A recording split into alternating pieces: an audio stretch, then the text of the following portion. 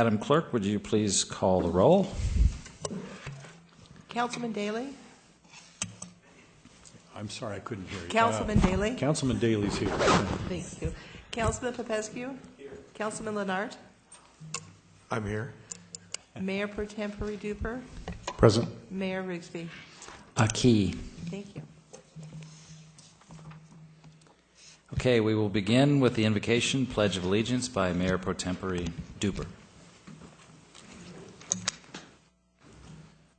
Please bow your heads.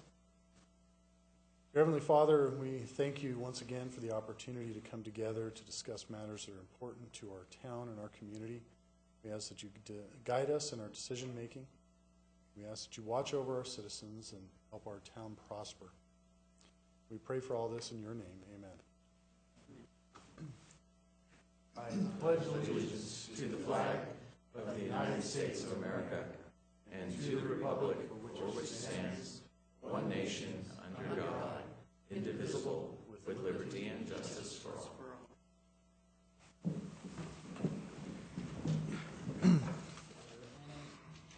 Are there any items to be deleted or added? No, sir. Would the public like to speak on any items not on the agenda? This is your chance for glory. Okay. The first item is a public hearing, Council Bill R-2014-40, declaring stage number 2 threatened water supply shortage. We have a presentation. This is continued from December 9. We have a presentation by Public Works. Please. Thank you, Mr. Mayor. Tonight we'll have our staff, Dennis Bolt, will give us the status of our current wells condition. And then we have Dennis Kozat. He's our general manager for the Seminole Valley Water Conservation District. He's in charge of filling the Bunker Hill Basin, and he will give you a little more detail about that later on. So, Danny, please. I'm sorry. Dennis. Honorable Mayor, distinguished councilmen, tonight we're going to double team you and see if we can't give you the facts and the figures that we came up a little short last time. So tonight's objectives, as I said, facts and figures regarding the current drought. Daniel Kozad, the general manager of the San Bernardino Conservation District, will speak to you and answer your questions regarding the Bunker Hill Basin. We'll go over the State Water Resource Control Board drought regulations one last time and then make a recommendation that we move to stage 2. So let's talk about the drought in general. Oh, that's fine, yeah. No, just kidding. All right, so as you can see, there are basically, it was working until I goofed off. Oh, there we go. 3 slides. Precipitation is all-time record low. Statewide average. State of California averages approximately 23 inches of precipitation a year. Now, obviously, there are certain areas of the state that get a lot more, and there are certain areas that get a lot less. But on average, it's about 23 inches a year. As you can see, so far this state, 2014, is less than 5 inches. We actually ended up with around 7 inches. But that's following 2012 and 2013 that had record lows. In this particular diagram, it's basically showing the drought. Now, the biggest part and the hardest hit part of the state is Central California, Northern California with the drought. They're in an exceptional drought. If you come down to Los Angeles, part of Los Angeles, exceptional drought. And we're probably in an extreme drought. Nevertheless, the challenge is, or the problem is, when Northern California is in such a severe drought, it causes less water available to shift around the state. And although we get 100% of our water from Bunker Hill Basin, Daniel will explain the implications of that and why it's important that we conserve water. Again, the declining reservoirs, 2011, 12, 13, and 14, you can see each and every reservoir has gone down. Statewide, the reservoirs are at approximately 57% of their average capacity.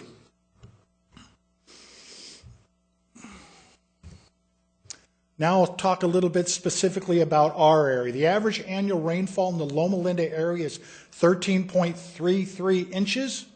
In 2011, 8.77, 9.03, 6.25, and in 2004, 7.27. 2013, by the way, was the lowest amount of rainfall in 153 years, and 2014, the third lowest in 119 years. So that 4-year total is 31.32 inches. Typically, our average annual rainfall is 53.32 inches. So if we do a little quick math, you'll see that in the last 4 years, we've only received 58% of our normal rainfall. That leaves us a shortage of 42%. Now, speaking for myself, if my personal budget came up 42% short, I would be doing something to reduce my spending or looking for alternatives to cut that deficit. So kind of try to bring that at home for you, if you will. Year-to-year water wells, as the Bunker Hill Basin begins to deplete and get lower, it's causing our wells to have to go deeper to reach that water. So in January 2013, and these are probably the 3 biggest producing wells we have in the city. They produce close to 2/3 of the water that we produce here in the city. So in January 2013, Richardson 3 was 236, Richardson 6, 195, and Mountain View 6, 186. July 2014, the water table is 55 feet lower at Richardson 3, 58 feet lower at Richardson 6, and 53 feet lower at Mountain View 6.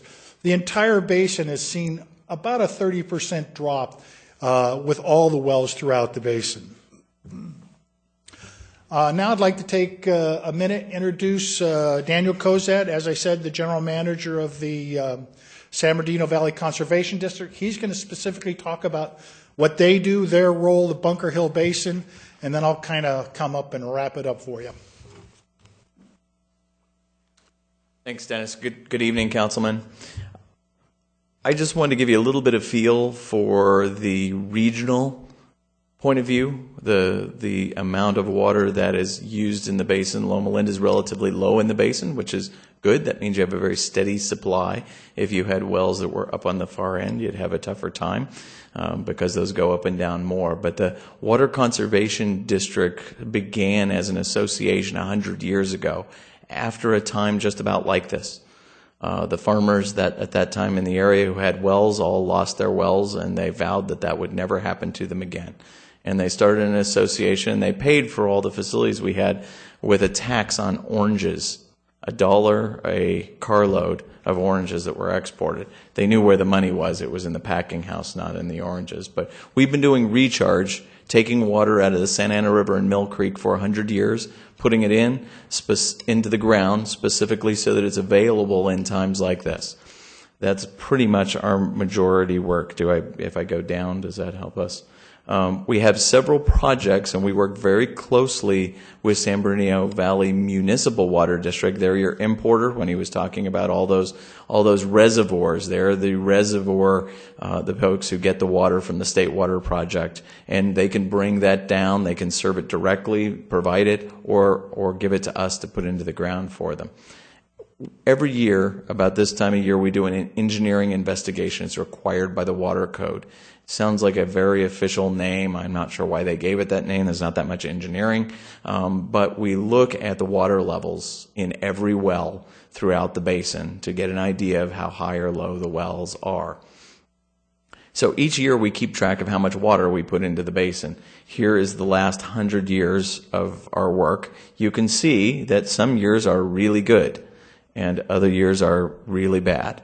You can also see at least 2013, 2014 looks about the same. Our maximum in my tenure at the district was 55,000 acre feet. That was the year that they flooded Highland from Plunge Creek overflowing, and we had about 55,000 acre feet we put into the ground. Last year, 2014, we put in 5 for the entire year in both sets of basins. So very low recharge. At the same time, that lack of water caused people to water their grass more, water their plants more because it was hot and dry and there was no rain. So it's a double whammy. Not only did we not put any in, we took out twice as much. Imagine a bank account, right? You don't put any more in, twice as much comes out. You'll see what happens with that. The water here is primarily groundwater, as was said. We get some surface water that goes into the ground or is used directly, and then some state project water that's brought down when we have it. Yep. I want to point out that we 24% for the state water fund. That one? Yes. I want to point out that we do receive some water from Northern California. Central California. That is 24%. The water coming into our basin. 24% of the water that we have comes from Northern California. The basin, not the city, though. The basin. The basin, but we suck the water out of the basin. Right. So we work to recharge it and keep the basin full. That's really our job in the basin. How do you physically recharge the water? Do you have just a retention facility that? It's really high tech. It's a 100-year-old, a series, about 100 of them. We call them ponds when we're out in the field. We say basins when we're in meetings with ties, but they're basically just troughs that follow the topography, and we move water into them. And they're all up there below Seven Oaks Dam and in Mill Creek, and it's sand, gravel, and rock, and it sinks into the ground really quickly. Yeah. How do you know how big the basin is? Yeah, we'll get you kind of. This just shows artificial recharge water that was brought down about 100,000 acre feet over the past few years from 2008. So we would be in a much worse situation if we hadn't all been working very hard to manage the basin. So this is a picture of the basin. The basin is fed two sides. Oh yeah, I've got a pointer. So there's two sides. This is Lytle up along the freeway up there, and this water comes down this way. And these are our recharge basins up over here on this side. So this is Highland and San Bernardino and Loma Linda. So the water comes this way and then exits right there down by the freeway where you see the Santa Ana River. And people pump from all these little diamonds that you see are wells, and dark blue is not the best color. Our board is used to looking at these in various colors over time. But you can see even amongst that dark blue, you've still got things moving into the yellow, which is very low. So the Bunker Hill Basin is serving to the east is city of Yucaipa, to the west is part of city of Fontana, to the north is city of San Bernardino, and to the south is city of Riverside. So it's pretty wide range. Even though the basin doesn't cover Rialto or Fontana or Riverside, but there's a pipe from Bunker Hill go to serve them. All those wells, who owns all those wells and what are they for? All the wells are owned by those are actually production wells. There are a lot more wells other than that, but most of those are municipal production wells. A number in here, you'll see a big cluster. Those mostly belong to the city of Riverside or their entities. They have for 150 years been pumping out of this basin, actually since before there was two counties. It was all one county at one point, and they were pumping out there. So they have an adjudicated right to an amount in here.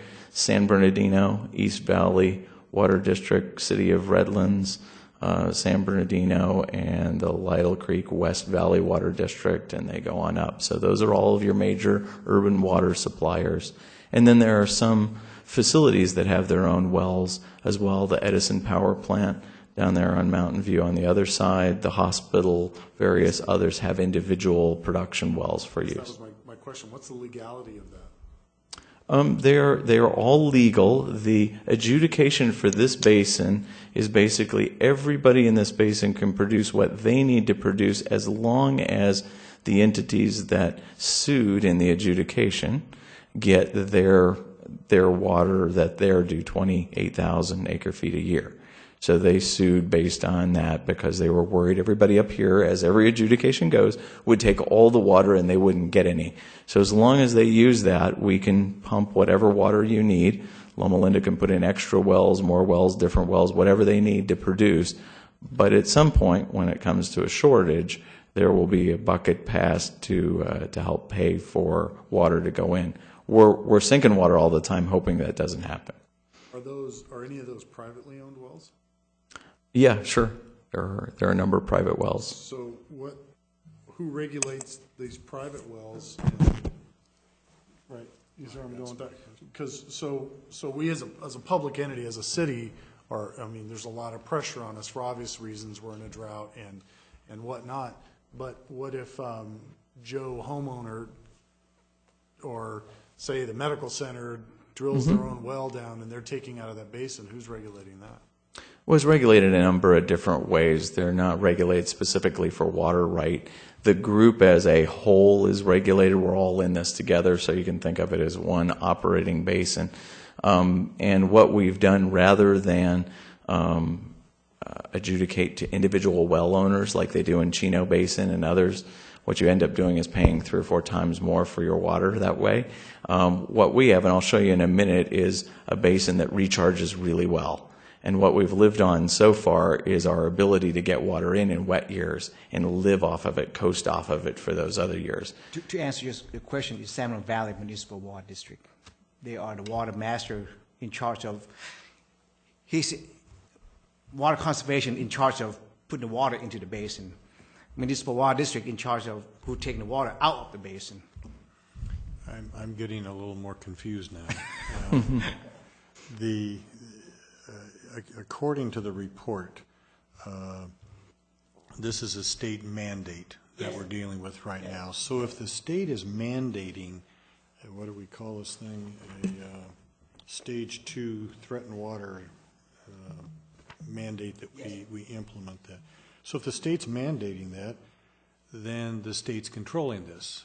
And so it seems very cumbersome to me that they basically tell a city, you have to take a parallel action to implement what we're imposing on you anyway.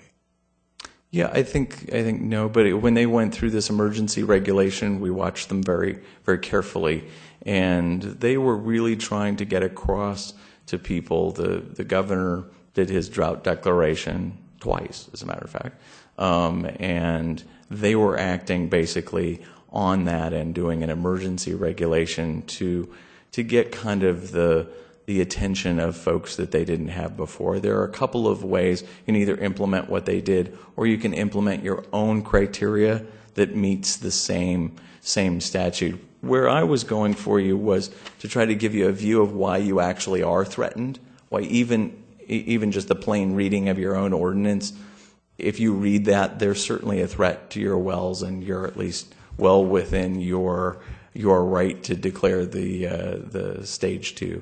So page 2 is city ordinance. Correct. Mm-hmm. All right. I've got more questions, but go ahead. Okay. I have another question about the magnitude. How do we know the lower contours of this basin? Well, in theory, there is bedrock somewhere below all of us everywhere.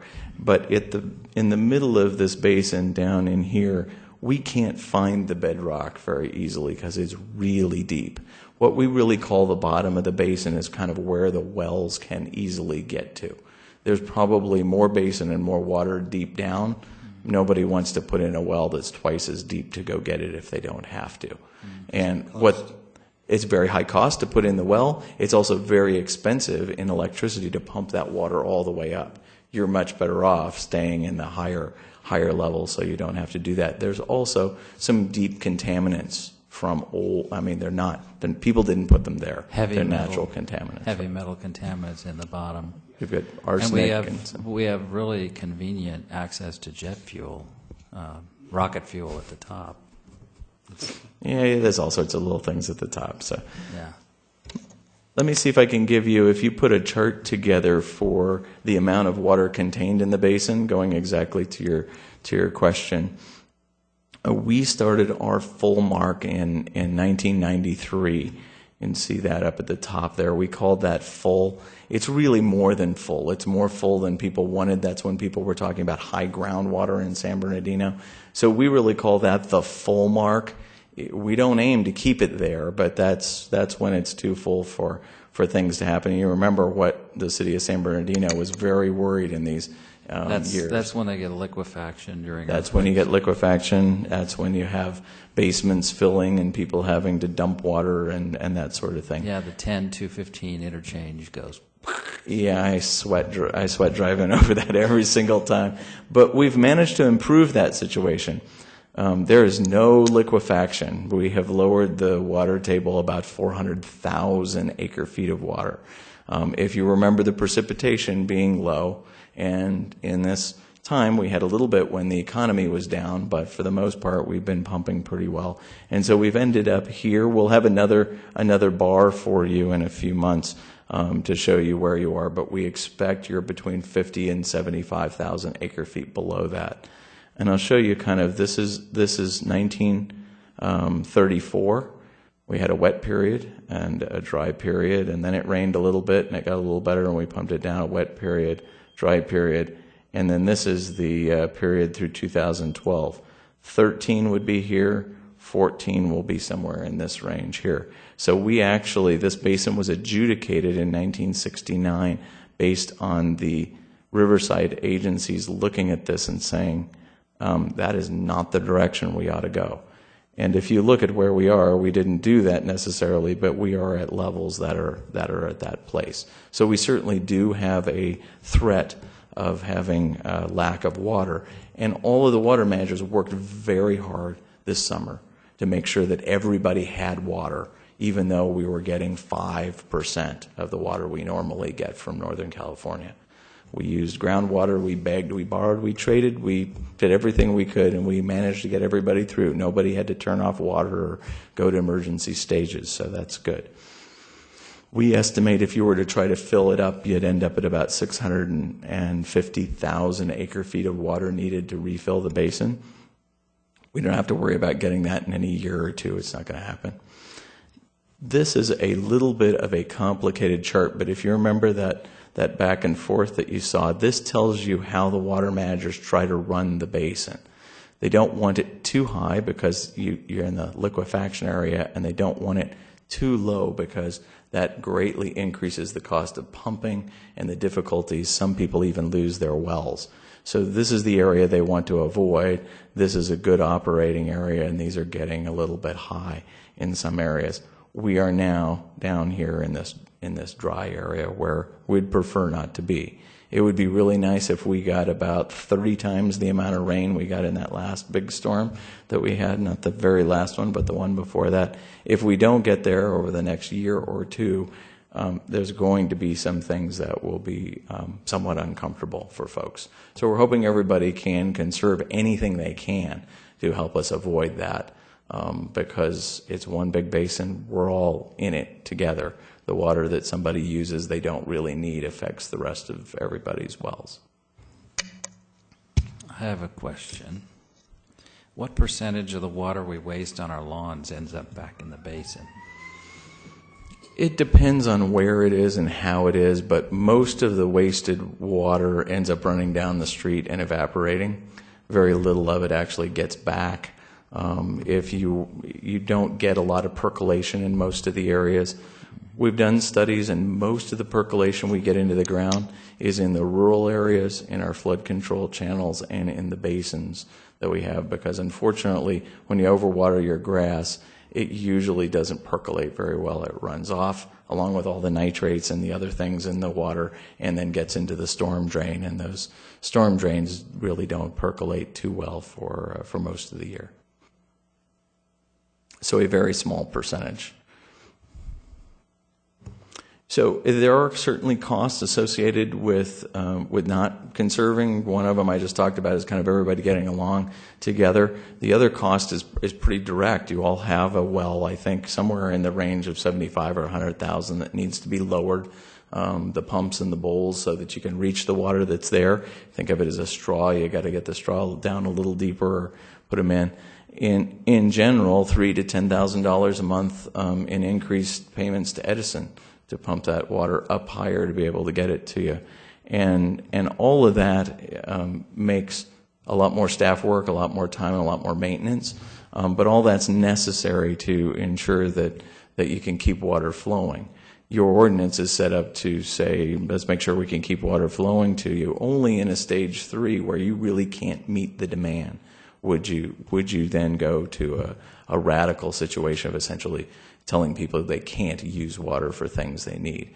I think for the most part, you're really telling people try to save everything you can so that we don't ever have to get to that point. And I think I'm pretty close. So if you have other questions, I'm happy to do it. I think I preempted my second slide, but I read your ordinance, and I think that, by any common reading, even if the state wasn't mandating that you get to stage 2, you'd certainly be able to define why you need to get there and set sort of an example. And I guess my one editorial piece that I didn't clear with Jarb ahead of time is, live next door to, now you're worried, right? I know. I've lived next door to Loma Linda for a long time. In fact, the person who married us from Loma Linda from the hospital, and I've watched, so I see the city quite a bit, and you all have a very forward-thinking, health-oriented, approach, and I think you can think of water conservation in that same light. I know it's hard. I don't like anyone telling me what I have to do and how to run things. But I think helping set an example for folks and get them to the point where they see living on a water budget is very much like living on a calorie budget and on a fiscal budget, so that they're really being conservative in their approach to how they run that. So that's my editorial piece, and I'd be happy to answer any other questions. Unless they're policy questions, then I'll punt like I usually do.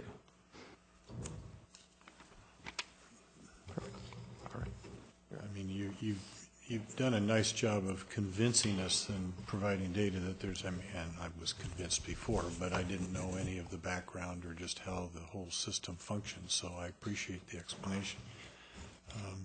It still seems that this process is very cumbersome, and what I was trying to sort out in the last meeting is, again, if this is a state mandate that we must do, then what are the options?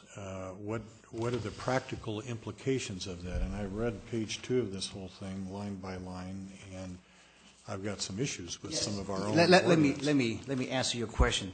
As you can see right now, based on the PowerPoint here, the state mandated on July 29th, and they have 5 requirements. It's on this PowerPoint right here. Is using the potable water to wash sidewalk or driveway, allowing runoff when irrigating with potable waters, using hose with non-shut-off nozzle to wash vehicles, using potable water to decorating water feature that do not recirculate the water, and require water shortage contingency plan. Implement that mandate outdoor watering restriction. So this is really the 5 that the state is mandated the city that we have to do. Okay, it's 5. Now, when we look at the city on page 2, that was the city requirement that was draft before my time and before Dennis' time, that required that if the city decided to go stage 2, it required that we have a public hearing, we come to the city council, and so that we follow the procedure that was written in our city municipal code. Now, what we can do is, if you're not comfortable with the second page, what we can do tonight is for you to declare the stage 2, but only limited to what the state mandate us to do. Okay, so the state this way we don't have to worry about, okay, you have to cover your swimming pool or fill the swimming pool at night. We could do that. What is our consequences if we don't approve this stage 2 or approve this condition by the state mandate tonight, is that I received a letter from the state Water Resources Control Board that asks us how come we haven't done it yet. Do you use my name? No, sir. So we said we are in the process, and that we will get this done tonight, and we try to work with them, and so this way we will not get the fine of between $500 to $10,000 a day. So if I understand you, Jarb, the state is mandating these 5 Yes, sir. Regulations. Yes, sir.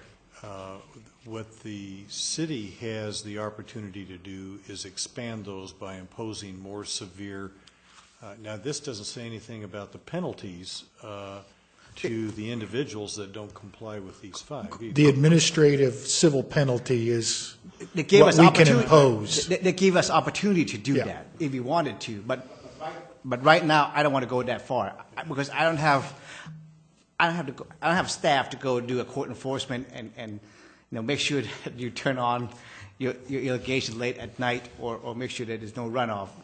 I'm not doing that. Right now, all I'm doing is just ask the resident to do this thing. So what we can plan to do is Essentially an honor system. yes, and what we plan to do is attach this into your water bill, so that each homeowner will have this and ask that you do it. So that would be the notification, is there will be an attached document to the water Yes, sir. bill that explains it. Yes, sir. And now, if you're not comfortable with the stage 2 that written on our municipal code, we can amend that, and we'd be happy to work on that and come back to you and remove the part that said you have to have cover for your swimming pool or fill the swimming pool late at night. But the stage 3 is pretty much when we have no water, and that's too bad. I mean, there's no water, so therefore there's no water for you to take a shower or even irrigate your lawn, and that's An actual water shortage, stage 3. yes. Did you have more to present, or I've got a few other questions about the stage 2 ordinance? No, I'm kind of wrapping it up right here, but just to kind of clarify, the administrative penalty is the civil penalty that we as a city can impose up to $500. That's what the Water Resource Control Board allows us. And as Jarv said, I don't think as a city we want to impose that. I would prefer to go out and try to educate the public. And in fact, that's what we've done since this whole process started. You know, there was a lot of press, and, neighbors were calling about neighbors, people were calling about neighbors. We were driving around and seeing it. Even the city itself had issues that we were able to address because we saw them. We reduced our water usage by 15%. So I think we should take an educational approach and educate people. 70% of the water that's wasted is wasted outdoors. And most of it has to do with people's inability to operate their automatic sprinkler controls. Myself and Daniel Kozad just completed a certification, qualified water efficient landscapers. And so we're prepared to go out and meet with the public, or not Daniel for our city, but I'm for our city, to help people understand how they can improve their water. And I know you, Councilman Daley, were concerned about how do you keep runoff when you irrigate on a slope. Well, the answer to that is, instead of irrigating one time a day, you split that irrigation up to several times a day, but shorter periods. And that will eliminate that runoff. It does take a little more sophistication in your controller, and it does take a lot more sophistication to do it. That's the real big challenge with controllers, is knowing how to set them up. And I would say 90% of the public don't know how to do it. They're not easy, they're complicated, and everybody makes a different one, and they all have their little nuances. The cease and desist order, that's a penalty on us. We can be fined up to $10,000 a day. The Attorney General can issue a cease and desist order. Out of the 400 and some cities that are reporting, there are only about 20 of them that aren't in stage 2, and unfortunately we're one of them. And as Daniel said, with the community that we have, the forward thinking, I think we need to move forward, if for no other reason, just to show everybody in the basin and our neighbors that we understand what's going on, and we're doing our part. We also have the "Don't Tread on Me" city symbol too. So I've got one of those myself. So the staff recommendation is that we adopt the Water Resources Control Emergency Water Restriction Orders, move to stage 2, and obviously notify the water board that we've done that. And Jarb, you can clarify this. Can we just accept the 5 mandates that the Water Resource Control Board, or do we have to take in all of the A through J water restrictions as stage 2? Personally, I would like to see us take a fresh look at that and bring it up to date and at the same time take a fresh look at our water shortage contingency plan that goes into our urban water management plan that we'll be putting together for the 2015 year that we're required to update and issue an updated version. So with that, gentlemen, if you have any other questions for myself or for Daniel, we're here. A couple of comments and then a couple of questions. One is I appreciate your focus on education as opposed to jumping to punitive measures. Because, again, when I read the Stage 2 requirements in our own city ordinance, some of those I question whether they're even enforceable. And I know too many people in town. I would. Too many people know where you live. just to carry that a step further, I think that's, at least speaking for myself, but I think that's what the city council was looking for tonight, is an education for councilmen too, so that we're in a better position to help be a part of educating the communities that we live in. And for one, I've learned a lot tonight. It was helpful, even though, I mean, you can't watch the news without knowing we've got drought conditions. I understood that, but that's a pretty minimalist way to communicate it. A couple of other things. If we look at the Stage 2 conditions here, look at A, exterior landscape plans. It talks about drought-resistant varieties of flora. I mean, that makes good sense, and I know that the city's been taking that seriously in some of our developments. There would seem to be a logical implication of that, is that there would be some kind of reward or incentive plan for citizens that convert their flora to something that's drought resistant. Is that possible? I don't know where the money would come from. Exactly. Right now, that's why I put it time out. It's certainly possible, but whether yes, the resources there or not some is a other different story. water agencies in LA that they actually give a $2 or $3 per square foot if you remove your grass. But we don't have that money, Okay. and so we. I can give them some gophers. I'll remove all that grass. So I was just going to add and say there is a grant process that for this area, for the Santa Ana watershed, that they're working on. It will take some months to get through that process, but it is intended to be able to go to the water retailer to provide those grants. So it won't be not something you can do immediately tonight, but you should be able to qualify to get some of those grant funds I would over think the next certainly before we 3 to get 6 to months. consideration of Stage 3, we would want to implement something like that. Of course. Yeah, that's. Speaking of the budget, I know myself and Russ Handy, the superintendent of the water department, have talked about the budget and put some figures in place. It's a very modest budget, but it's a good start. And as Daniel was saying, one thing about grants is they don't give you grants because you ask. They give you grants because you ask and you're doing something forward. You're already implementing certain aspects of it. I know when I first started working with the city, I thought we could use a nice conservation garden. Not a big one, but something very modest in an area that would be visible to the public. And there was at one time a lot of grant money available for those.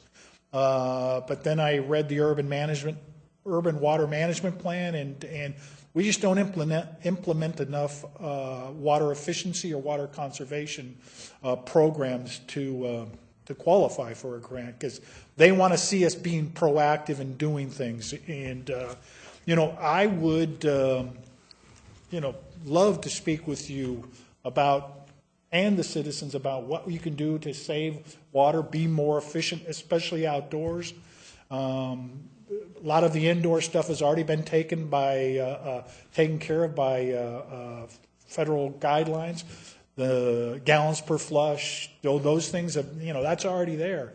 And we've already achieved those. But the one area that's left, the low-hanging fruit, is that 70% of outdoor water is, or 70% of water wasted is done outdoors, and we could certainly do a lot better there.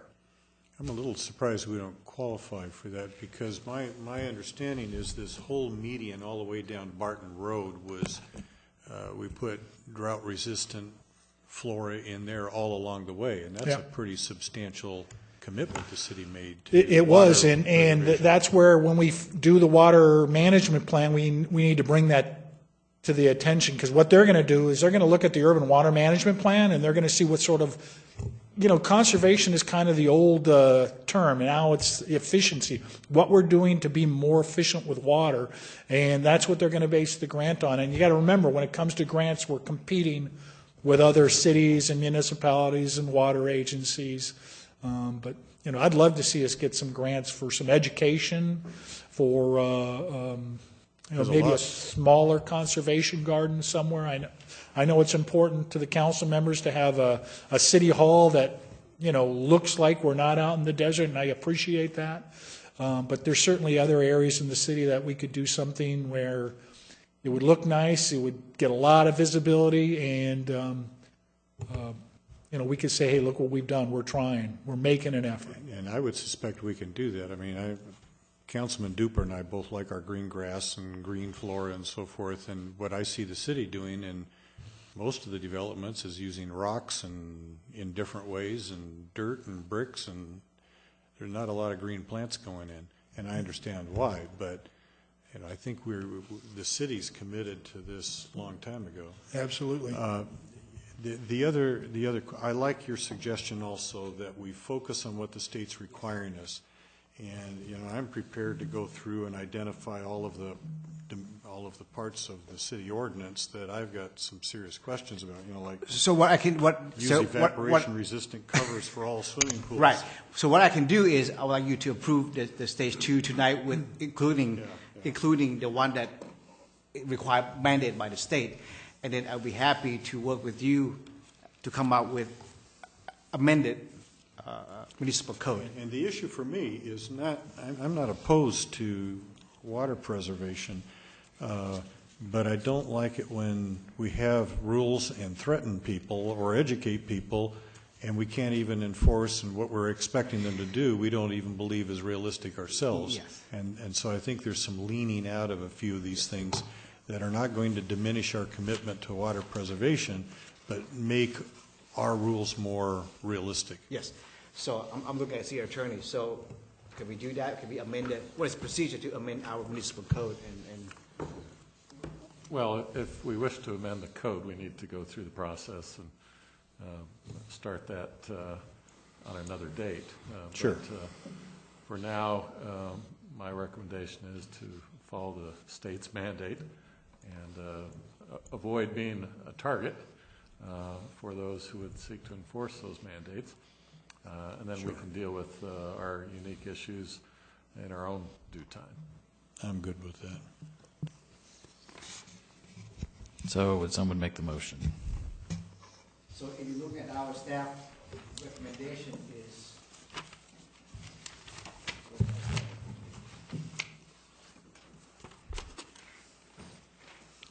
That we declare a stage 2. and you can add that. Right behind you, Jarv. Oh, yeah, up on there. Adopt the Water Resource Control Board Emergency Outdoor Water Restriction at stage 2. And then this way we restrict it within that, the water conservation, Water Resource Control Board Agency Outdoor Water. So And just you to know- be clear then, to avoid getting fined, we have to do stage 2. There's nothing we can do short of stage 2. Correct. And then I'd be happy to come back and their stage 2 and our stage 2 is a little different. So what we can do is we can say that based on this, our part of our stage 2 based on their requirement, their mandate. And one thing to keep in mind that droughts are cyclical. So, it doesn't look like El Nino is going to happen this year, but it could happen next year. In 2 or 3 years, we could be in a position where we don't have to be in stage 2. We could go back to normal water. How does that work? Do we have to wait for the state to tell us we can get out of stage 2, or can we make that decision when we feel is appropriate? It's a good question. Daniel, got any insight on that? I can, yeah, basically the governor will rescind the emergency regulation when he takes the drought declaration away. And that you have, well, I don't know, I have no control over that. Maybe some of you do, but that will happen.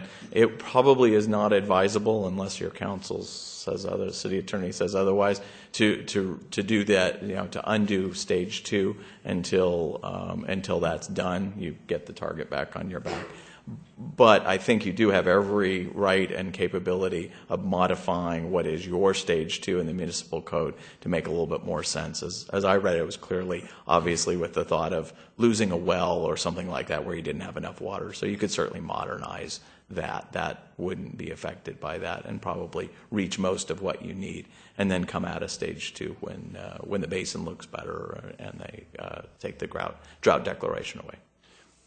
Just out of curiosity, do you know some of the other cities that haven't done this?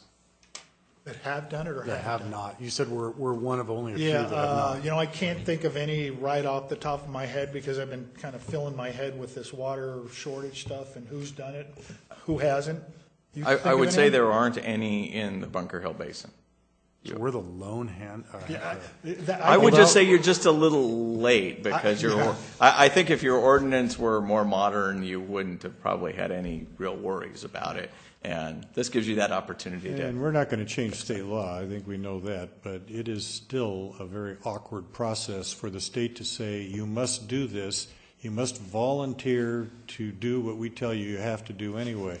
It's called The state's going to enforce it anyway. It's called so voluntold. It seems like a very cumbersome and awkward process. Last time I checked, you probably voted for all those guys. It's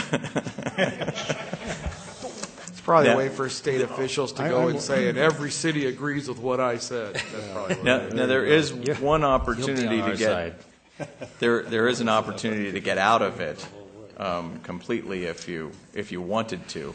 There's an exception if you change your rates to have sort of a penalty rate for water abuse, excess water use, and then you wouldn't have to do it. That was an exception we asked for in that process, and that was granted in the process. So if you've got an equivalent, you can show you're saving water in another way.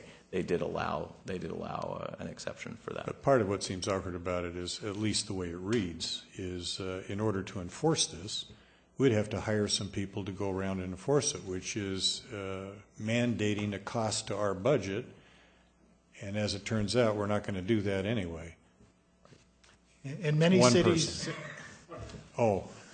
many of the surrounding communities and water districts have actually done that. They went out and hired additional staff to Well, that's what it help manage implies this if you read it. process. If there are no other questions, I would like to leave you with a little bit of good news, if you will.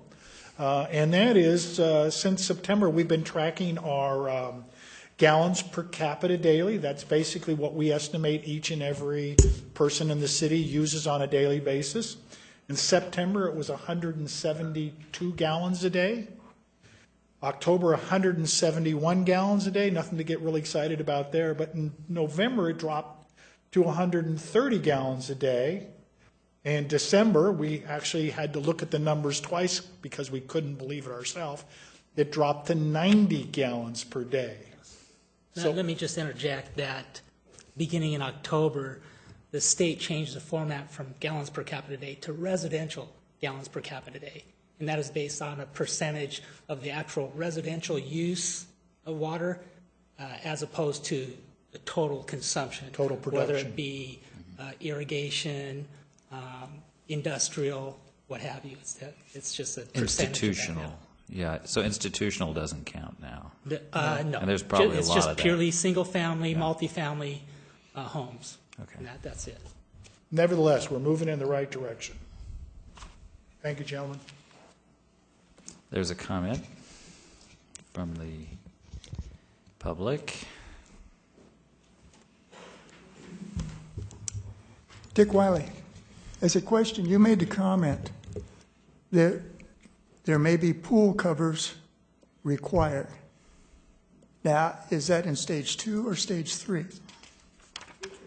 Our Right now, ordinance it's has according to stage 2. Okay, the reason I'm asking that, several years ago, He's thinking about the university's pool. Well, that's where I'm going. The city, or the state said you will cut back on your energy consumption.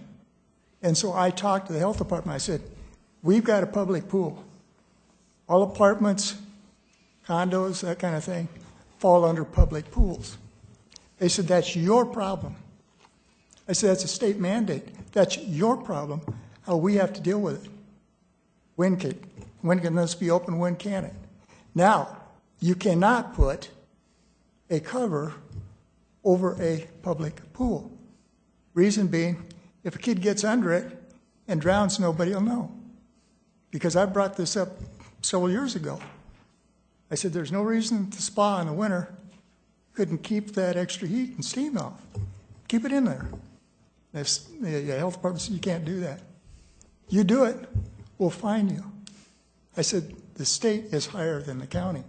And that's why I'm saying, if you get into this, you start looking around here, there's quite a few of them that this will affect, and this may need to be determined who is going to be responsible, because if we do it, say it's a state mandate, and we get fined, I don't want the association to have to go to court and haggle this out in court.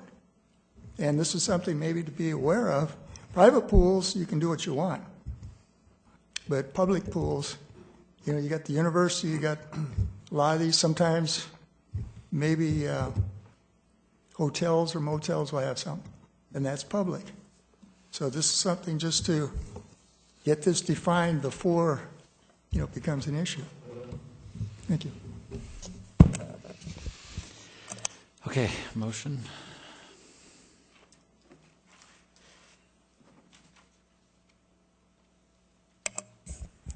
Since I've been the loudest and belly aching about this, I probably ought to make the motion, huh? I'll second it. Well, I think we have to The have. motion, just the wait. motion, we got to state a motion. Do we have to do another? Do we have to do another public hearing first? We did it last time.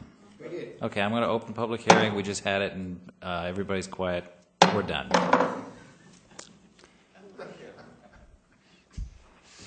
Now, go Okay. ahead. I move that the city council declare a stage 2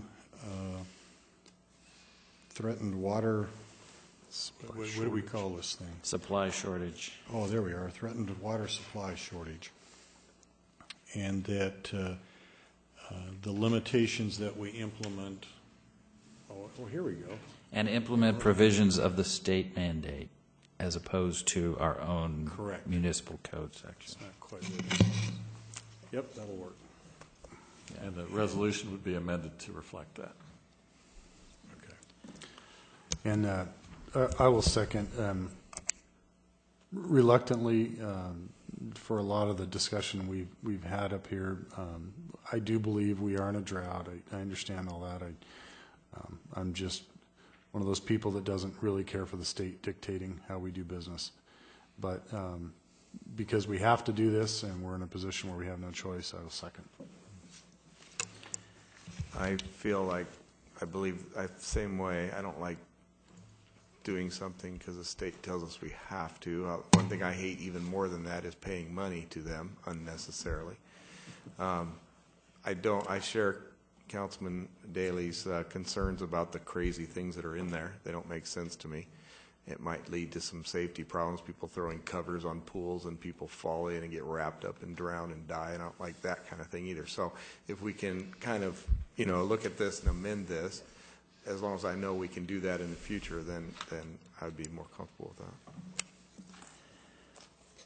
that. Okay, is there any further discussion? If not, then those in favor say aye. Aye. Aye. Opposed, no.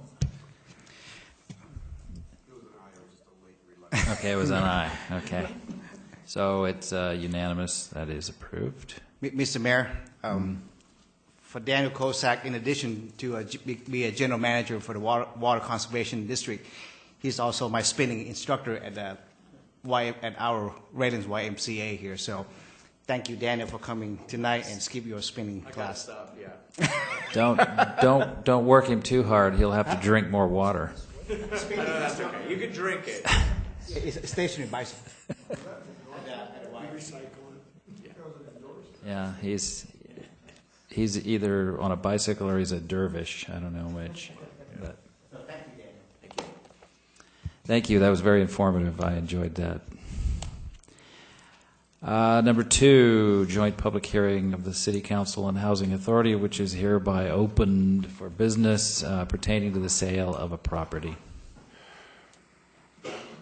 Madam Clerk. Thank you. This is one of the condos on Prospect Street that came before the council in November and was approved because she was going to have outside financing. The underwriter for that lender has backed out based on some of the affordability restrictions, and therefore they've come to the Housing Authority to finance, and so we need to redo the resolutions for the Housing Authority to finance. Where does the money come from? We already own the house. So, Okay. so the Housing Authority already own the house. Okay. And So there's no now we just. cash, no cash impact. Correct. Okay. And we charge additional $10,000 for being the Being bank, a lender. for attorney fee. Sounds reasonable. I move the item. We need to do a public hearing first. And did you open the I did. Housing Authority? I did. Okay, you did. Okay, we'll open the public hearing. Would anybody like to comment? 1, 2, 3, no takers. Close the public hearing. Now the motion is appropriate. Second.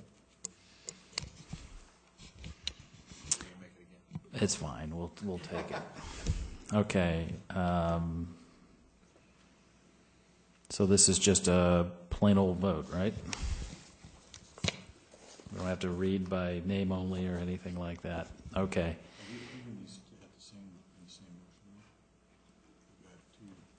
Yeah, we typically treat them together since we're the same body. 2 bodies, same people. Okay, so there's a motion and a second. Any other discussion? Okay, those in favor say aye. Aye. Aye. Opposed, no. It is unanimous. That is approved. We go now to the consent calendar. What's your pleasure?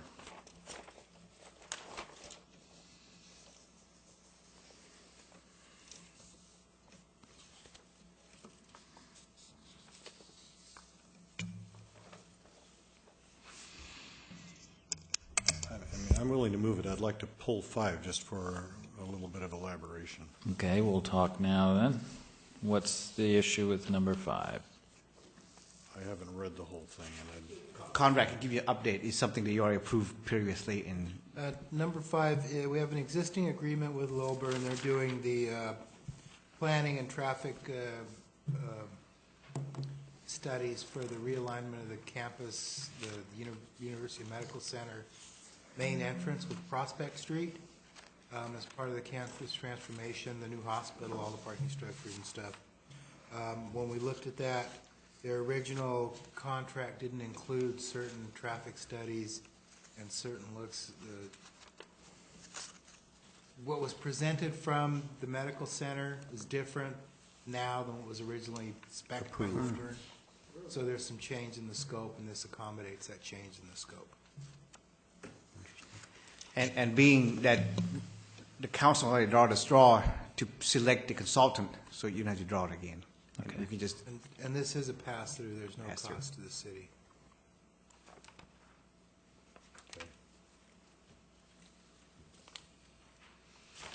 Okay, that satisfies you?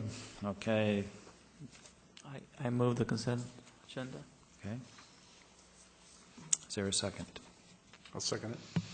Okay, any further discussion? Those in favor say aye. Aye. Aye. Opposed, no. The ayes have it. It passes unanimously. Number 7, Council Bill O-2014-10, second reading, amending Title IX. Oh, I would like Title IX to be amended, but this is of the Loma Municipal Code regarding panhandling.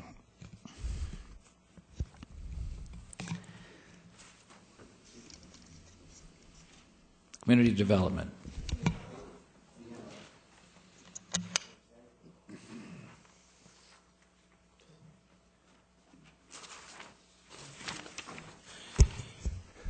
is the panhandling ordinance we looked at last meeting.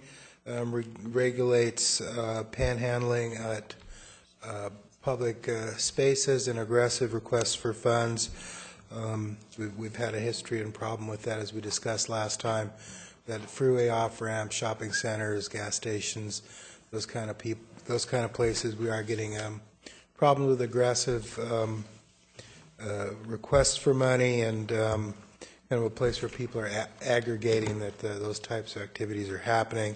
The ordinance provides for provisions so that there is an ability to enforce a limit on the panhandling, and then the sheriff's office can work with us on managing that.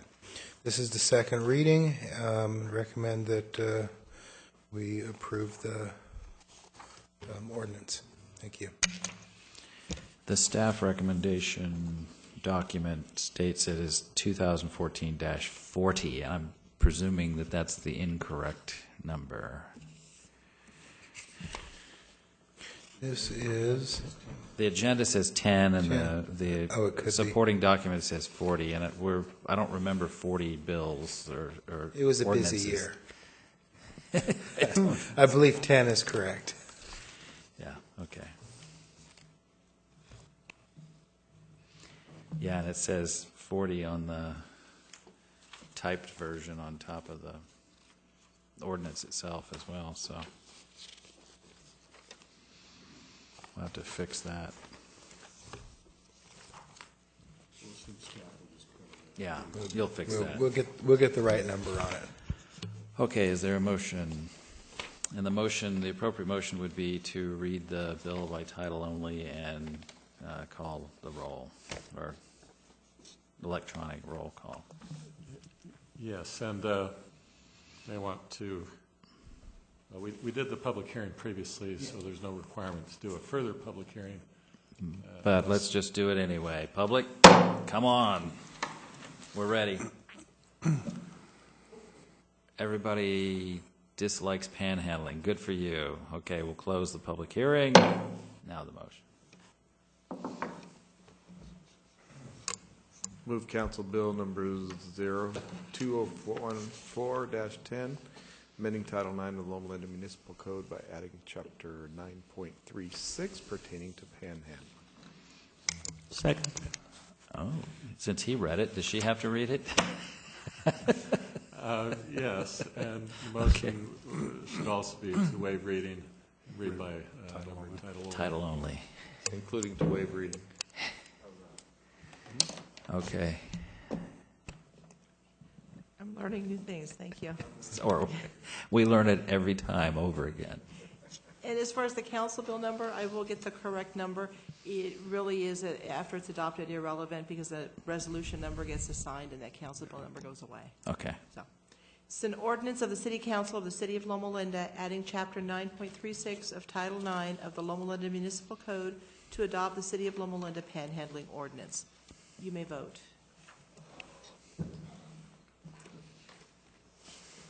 Which one's which again? I can't see in there. The Y is deepest. I think I hit the purple button. Nice new glasses. Very stylish. Thank you.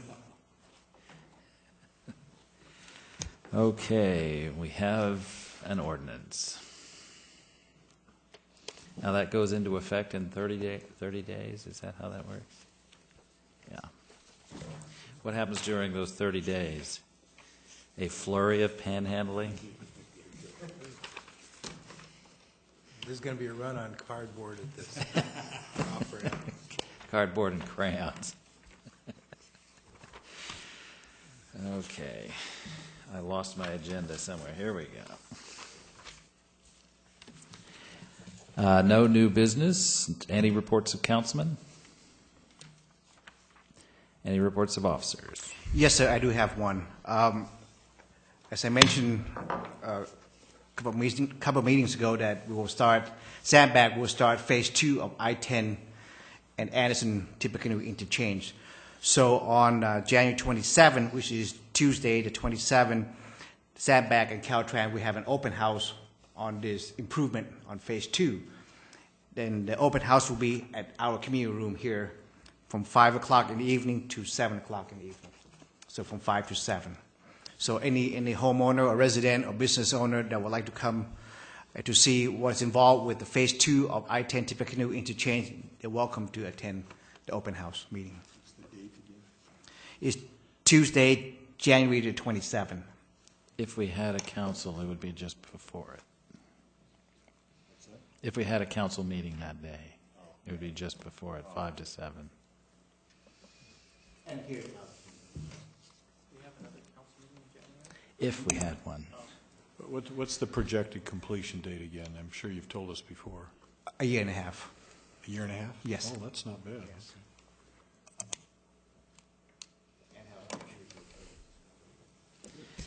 I was wondering what's the progress with Caltrans in getting that traffic light lengthened, the green. Yes, I did forward the request information to Sandbag, and Sandbag is working with our traffic engineer, Albert Groen Associate, to contact Mr. Rick Nix and get that thing going. Yeah. So. This is the turn lane? No, this is a straight through. No, this is at the intersection of Anderson and Redlands and the freeway on-ramp and off-ramp. The problem we identified is that they've shortened the green for us to go under the freeway or to turn right under the freeway. So that green is so short that it can't clear our column. And they're not having any stacking problems with the other directions, so it's a ridiculous shortening. So we requested that they lengthen it. Because that's, if after all of the project is done, they still have a short green, we're in the same soup we're in now, and it doesn't fix anything after $72 million. So Have they acknowledged they did that and said why? well, we don't. I was asking for an update. Yes, because I'm going to get in trouble. They want the traffic to back up on local street instead of on the freeway. But the freeway wasn't backing up, so it's that one doesn't fix the freeway. That one actually puts more Costco customers onto the freeway. So I'd rather they back up to Costco than back up to the medical center. Yeah. Also, we had talked a couple of months ago about the turn lane off of Barton going south on Mountain View, because with that little mall there's a lot more. Yes. We're still only on an average. Right, getting right, and 3 I found cars out, through and there. I found out later on that right now we're working on it right now. Is the time is not synchronizing. The signal is not synchronizing. So I'm working the traffic engineer on that too. So. Okay. Mountain View. Aren't you the traffic engineer? On Barton, turning south on Mountain View. Everybody's turning there to get into this little mall now. Yeah, and there's not enough traffic through. And I know it violates my rules, but I think the yellow's too long. We should shorten that. I think the yellow is too long what- because you don't Dusty and I'll go out and fix it for you don't need a 4-second yellow on a left turn when everybody's sitting there putzing around. We didn't. That's why we took away the 3 second. The 3 second that we took away is from the yellow. Yeah, from you other have to go locations. minimum is 3. So Yes. We're going to extend the green. Right, but the problem is if you extend the green on the left turn, then I have to reduce the time on the other. Mike, lanes. I've watched that during rush hour.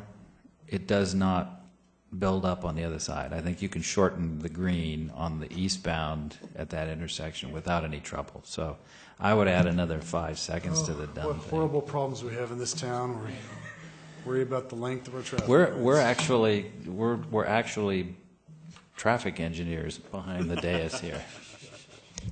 Self-declared.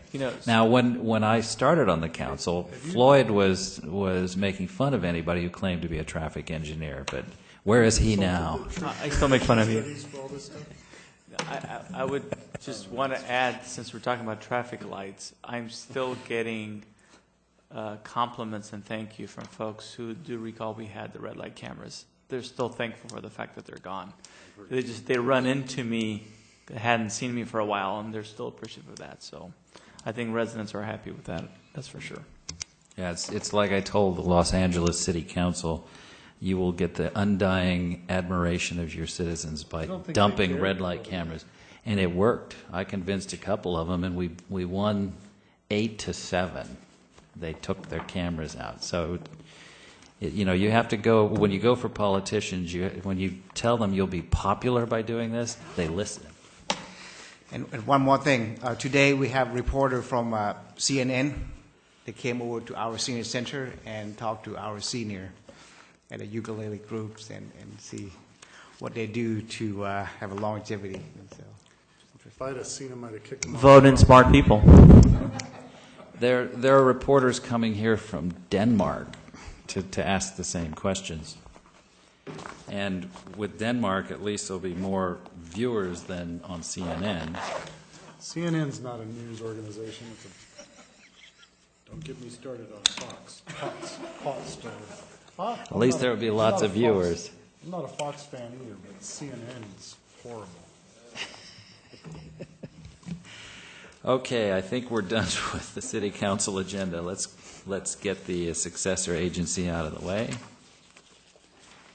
Are there any items to be added or deleted? no, sir.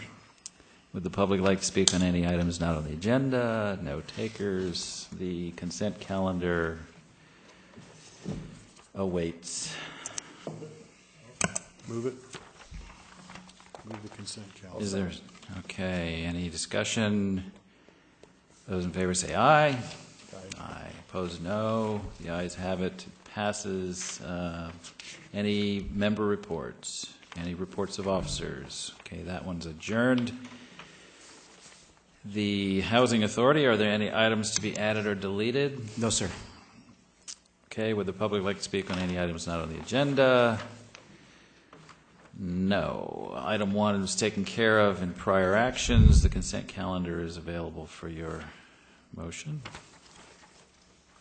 I'll move it. Second. Okay, any discussion? Those in favor say aye. Aye. Opposed, no. It passes unanimously. Any chaired member reports? Any reports of officers? I just wanted, Go ahead. thought of a question back to the successor agency. Have we had any denials of any ROPS recently? Well, we keep submitting the loans from the city to the agency, so they have denied us that. And then we have submitted pass-throughs that other agencies, other taxing agencies are claiming that we underpaid.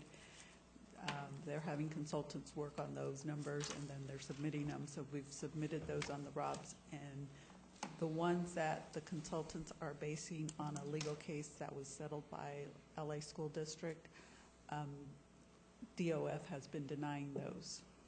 Okay. So you are continuing to have some issues with them? Correct. Okay.